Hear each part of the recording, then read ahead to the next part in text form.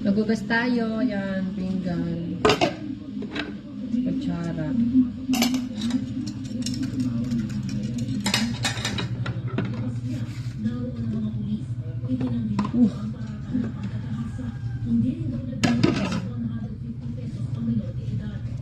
Mga pinggan. Paso. At naunga. Papasakan. Nasabot. Masarap manhugas guys. Masarap maghugas ng pinggan lalo sa umaga. Kasi para may energy tayo, di ba? Energy lang. Huwag kang ano dyan, pa-stroke.